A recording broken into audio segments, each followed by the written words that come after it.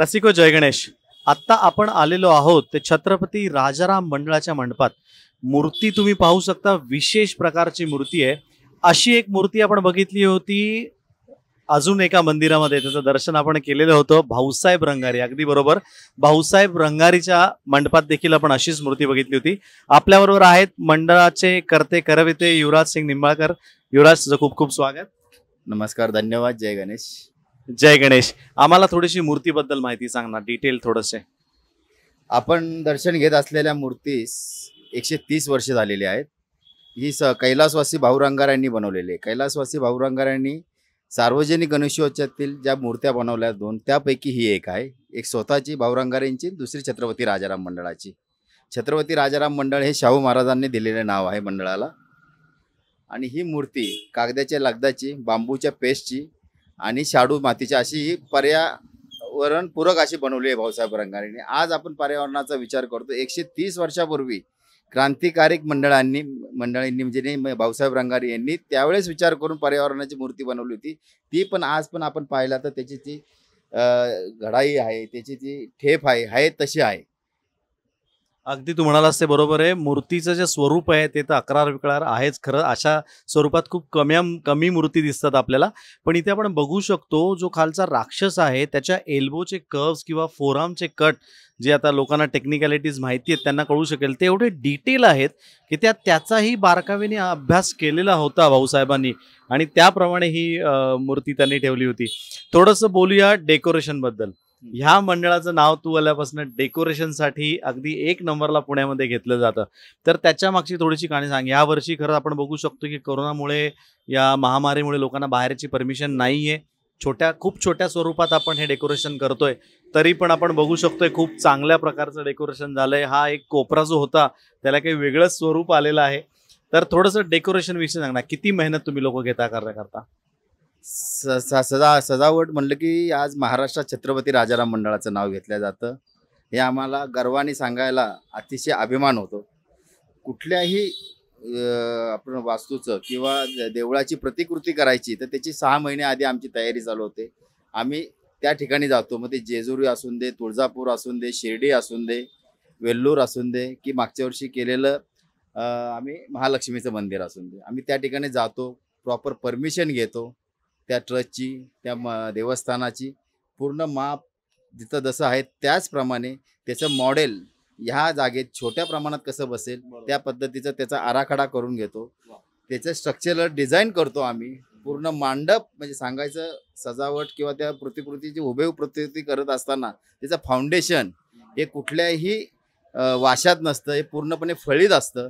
त्याचं audit, structural audit होतं. ते पण डिपार्टमेंटला दिलं जातं की जर उद्या इथं 500च्या वर 1000 लोक जर आली तरी तिथं कुठलीही इजा होऊ नये. कारण सार्वजनिक गणेशोत्सव म्हणलं की गर्दी भयंकर असते. पुणे शहरात, पुणे हे माहेरघर आहे गणेशोत्सवाचं, आणि मंडळात भरपूर गर्दी असते. अख्ख्या महाराष्ट्रातले येते. तिथं कुठं दगाफटका झाला, जसं तू म्हटलास 500 ते 1000 ती आपल्याकडे अर्ध्या तासात येऊन जातात एवढी लोक. नाही, एका वेळेस स्टेजवर असतात. त्यावेळेस कुठंही काही इजा होऊ नये. त्याच्यापेक्षा 130 वर्षाची जी परंपरा आहे, जी बाप्पा आहे क्रांतिकारी मंडळांनी जी लोकांनी केलेली जी मूर्ती आहे, ती आम्हाला अजून पुढं 150 वर्ष अशीच द्यायची आहे. तर तिचं एक आम्हाला फार प्रेशर असतं की तिला कुठल्याही पद्धतीचा दगाफटका होऊ नये, हे आम्ही काळजी घेतो. म्हणजे प्रतिकृती करत असताना ती प्रतिकृती जशीच्या तशी इथे उभी राहील, ते तसंच तिचं देवस्थान इथं राहील. जर तुम्ही तुळजापूर पाहिला असेल, जेजुरी पाहिला असेल, तर जेजुरी एकीकडे आणि तुळजापूर इकडे. आज या ठिकाणी भेटीसाठी शिर्डीचे देशमुख साहेब आले. त्यांनी आम्हाला त्यावेळेस तिथं मापं वगैरे सगळी टाकून दिली आहेत. तेच उल्लेख करत होते की आम्हाला शिर्डी तिथं आहे का इथं आहे हे समजत नव्हतं जेव्हा दर्शन करत असताना. एवढी हुबेहूब शिर्डी इथे आपण बनवली होती. अगदी आमचे हे डेकोरेशन जे करतात ते अमन विधाते आहे. लाईटचं काम सर्व DS साऊंड शेडगे करतात आणि ताटे मंडपवाले हे करतात. तर मगाशी मी तुम्हाला जसं बोललो की फाउंडेशन फार महत्वाचं आहे. कुठंही खड्डा नसतो मांडवात, एकही खड्डा घेतला जात नाही. पूर्णपणे आम्ही स्ट्रक्चरल ऑडिट हे स्ट्रक्चर फळ्यातच करतो. आणि हे करत असताना जशी ती देऊळ आहे त्याची प्रतिकृती होईल, त्याची मूर्ती पण आम्ही त्याचा पण डाय करायचा अभ्यास करतो. ती किती उंचीची, किती आहे, किती घडीव आहे प्रोफेशनल. तर मागच्या वर्षी आमची तर कोल्हापूर होतं, तर कोल्हापूरला तिथं जी साडी घालायची तीच साडी इथं घातली जायची. पुजारी पण तिची जी प्रतिकृती होती की गेले शाहू महाराजांनी ती त्याच्यापूर्वी ते बसवलेली होती. त्यांचं चाललं होतं की या मूर्तीला थोडेसे हे पडलेले आहेत खड्डे पाडले ते बदल करावा म्हणून त्यांनी त्याच्यावरच एक मूर्ती तयार केली आहे. ती मूर्ती ह्या ठिकाणी आम्हाला बसवायचा मान मिळाला आणि त्यांनी स्वतःहून दिला. आणि कोल्हापूर लोकांनी पण हे केलं की जे पुण्यात सदाशिव पेठेत राजाराम मंडळाला जमतं ते इथं का नाही जमत. आता तो भावनिक विषय आहे. त्या मूर्तीला हात घालणं कुणाचंही ताकद नाहीये. पण हा एक तिथं आलेला पेपरमध्ये म्हणजे सार्वजनिक विषय झालेला आहे. तर त्याचा एक अभिमान वाटतो की आपण जे ठरवतो त्या पद्धतीने हुबेहूब आपल्याला साकार करता येतं. जशी मी तुम्हाला 4 लोकांची नावं घेतली आणि मंडळातले सर्व कार्यकर्ते आमचे ते संग्राम शिंदे असतील, मेघराज निंबाळकर असतील, विनायक रासकर असतील, हे सगळेजण जीव देऊन पडतात आणि जेवढं आउटपुट देता येईल तेवढं आउटपुट देतात. आम्ही कुठली आता सांगितलं देवस्थानची ते प्रतिकृती करायची असेल तर पहिल्यांदा जाऊन आम्ही तिथं त्यांची माफी मागतो की अशी प्रतिकृती आम्ही करतोय तर आपण आमच्या मागे उभे राहा, आशीर्वाद द्या आणि तशी आमच्याकडनं घडूया अशा आम्ही त्या ठिकाणी प्रार्थना करतो, नारळ वाहतो आणि ते झाल्यानंतर मग आम्ही काम चालू करतो. आणि विसर्जन जे होतं आणि जेव्हा आमचं काढायला सुरुवात करतो तेव्हा पण आम्ही जातो की आपण आम्हाला जी शक्ती दिली, जी बुद्धी दिली त्याच्यामुळं हे आम्ही आमच्याकडनं तुम्ही करून घेतलं आणि करू शकलो. हजारो लोकांना त्याचं दर्शन आम्ही देऊ शकलो. या पद्धतीने आम्ही जाऊन तिथं परत त्यांची एक धन्यवाद किंवा एक आशीर्वाद दिल्याबद्दल परत एकदा आम्ही त्यांची परमिशन घेऊन तुम्ही या गोष्टी करताय आणि नंतर त्यांना थँक्स म्हणायला देखील जाताय. दोन्ही गोष्टी तुम्ही करताय. आणि महत्वाचा मुद्दा मला तुम्हाला सांगायचा आहे, एवढं मोठं डेकोरेशन होतं पण ट्रॅफिकला कुठच्याही प्रकारचा अडथळा होत नाही. कारण हा जो मधला रस्ता आपण बघतोय तिथे गाड्यांना जाण्याकरता वेगळी जागा सोडली जाते.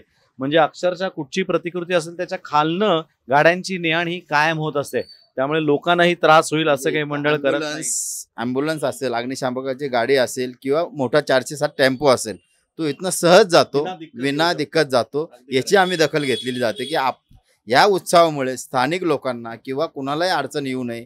आणि ॲम्ब्युलन्स जर एखादा जर कोण आजारी असेल तर त्याच्या घरी ॲम्ब्युलन्स पोहोचावी या दृष्टीने आम्ही त्याचा विचार करून त्याप्रमाणे स्ट्रक्चर तयार करतो. त्यासाठी वर्ष जातच पण आता आम्हाला ती सवय झाल्यामुळे ते 6 महिन्यात आता यायला लागलं. एवढं अगदी खरंय. सर्वांचा सारासार विचार करून ज्यांच्या करता हा उत्सव सुरू झालेला आहे त्यांनाच समोर डोळ्यासमोर ठेवून या मंडळाची सगळी वाटचाल चालू आहे. युवराज तुझे खूप खूप आभार. तू एवढ्या डिटेल गोष्टी आम्हाला सांगितलास त्याबद्दल खूप खूप धन्यवाद. जय गणेश. आपले आभार मानायचे की आपल्या मार्फत हा सर्व महाराष्ट्रात किंवा देशाच्या बाहेर हा उत्सव दिसतो आणि ते याचा लाभ घेतात. त्याबद्दल सकाळचे आणि सामचे मी मनपूर्वक आभार मानतो आणि ईश्वरचरणी प्रार्थना करतो की आपण आपल्या माध्यमातून करोनाच्या याला जाहीरपणे किंवा ज्या पद्धतीने आपल्याला हा आटोक्यात येईल तर प्रयत्न करतात. तसं छत्रपती राजाराम मंडळे गेली 2 वर्ष करोनासाठी वेगवेगळ्या ज्या गोष्टी आहेत मग ते प्रत्यक्ष जाऊन भेटणं, लोकांना अन्न पुरवणं, सेवा देणं, इंजेक्शन देणं, हे तसं बघायला गेलं तर सगळ्यांना माहिती की महाराष्ट्रातलं मेडिकल मार्केट पुण्यातलं सदाशिव पेठेत आहे. त्यामुळं आम्हाला गेली 2 वर्षे इतका लोकांचं हे असायचं की इंजेक्शन मिळत नाही, टॅबलेट मिळत नाही. तर आमचे उपाध्यक्ष अरुण गवळे आणि इतर सहकारी मनापासून या प्रत्येक सोयीपार लोकांना घरी डबे द्यायचे पण आम्ही व्यवस्था केली होती. अशा पद्धतीने छत्रपती राजाराम मंडळ सार्वजनिक गणेशोत्सवातील स्वतःची नैतिक जबाबदारी घेऊन काम करत आहे. आत्ताच आम्ही 15 लोकांचा सत्कार केला 15 दिवशी. करोनाचे जे योद्धे आहेत सगळ्यांचा तर करू शकत नाही पण जो ज्यापर्यंत पोहोचू शकतो त्यापर्यंत मंडळ प्रयत्न करत असतं. आणि त्याच माध्यमातून यावर्षी मागच्या वर्षी एकदम शांत केला होता. आम्हीच डिक्लेअर केलं होतं की या वर्षी आपण उत्सव शांत करू. कारण जो उत्सव रस्त्यावर आलाय भाऊसाहेब रंगारेंनी आणलाय तो क्रांतीसाठी आणला होता. आज आपल्याला याच्यासाठी करोनाच्या विरुद्ध क्रांती करायची तर हा उत्सव आपण शांत पद्धतीने परत आपल्या देवाऱ्यातच करू अशा पद्धतीने आम्ही अपील केलं होतं. पुणे शहरातल्या सगळ्या मंडळांनी त्याला चांगला साकार दिला. तर ह्या वर्षी पण सेकंड लाट आली, त्याला आपण थोडं तयार नसल्यामुळे थोडीशी अडचण आली. पण तिसऱ्या लाटेला सर्व महाराष्ट्र शासन, महानगरपालिका आणि सगळ्यात विशेष सांगायचं म्हणजे की जसं आपण बघतो की युरोपमध्ये ही लाट आल्यानंतर किती त्रास झाला पण महाराष्ट्रात किंवा भारतात का होत नाही. कारण अशी सार्वजनिक गणेशोत्सव मंडळे, नवरात्र उत्सव ही मदत करायला स्वतः जातात. म्हणजे शासन यायच्या आधी एखादी गोष्ट करायच्या आधी तो मदत करतो. जसं म्हणतो आपण की आपल्या रिलेटिव्ह पेक्षा जो आपला शेजारचा असतो तो पहिला मदतीला येतो. तशी भूमिका प्रत्येक सार्वजनिक गणेश मंडळ मग ते नवरात्रातला असून दे, गणपतीचं असू दे, शंकराचं असू दे, यांनी केल्यामुळं भारतात एवढी मोठी लोकसंख्या असताना देखील त्याचा एवढा त्रास भारताला झाला नाही, हे मला आज सार्वजनिक गणेशोत्सवाच्या सर्व कार्यकर्त्यांच्या थ्रू सांगायला मला अभिमान वाटेल. आणि यावर्षी आपण आपल्याच जागेत, आपल्याच वाड्यात, जाधवांचा हा वाडा होता, तिथंच देऊळ, त्याच्यातच आपण फक्त हा उत्साह विरू नये, उत्साहात साजरा व्हावा आणि त्याला सोशल डिस्टन्स ठेवून हा व्हावा या दृष्टीने आपण फक्त यावर्षी देवळातच काल्पनिक देऊळ केलं आहे आणि त्यालाही चांगला प्रतिसाद आहे. लोकही दक्षता घेतात, ते मास्क वापरतात, ते सॅनिटायझर खिशात असतंय, प्रत्येकाला अवेअरनेस आलेला आहे, शासनाने अवेअरनेस दिलेला आहे, मंडळांनी पण प्रत्येकाने अवेअरनेस दिलेला आहे. त्यामुळं नक्कीच करोनावर आपण चांगल्या पद्धतीने मात करू आणि ही मात करताना शासन, सार्वजनिक गणेशोत्सवातली मंडळी आणि कार्यकर्ते आणि सामाजिक क्षेत्रातील संस्था या सगळ्यांचे मी या ठिकाणी आभार मानेन आणि आपल्या सर्वांना गणेशोत्सवाच्या हार्दिक शुभेच्छा. जय गणेश. फार छान. अशा प्रकारे जर आपल्या बरोबर मंडळाची लोक असतील तर करोना काय ह्याच्यापेक्षा मोठं संकट आलं तर आपण पार करू शकू. तेवढा सगळ्यांचा सहभाग आहे. तुझे खूप खूप आभार. धन्यवाद. जय गणेश. जय गणेश.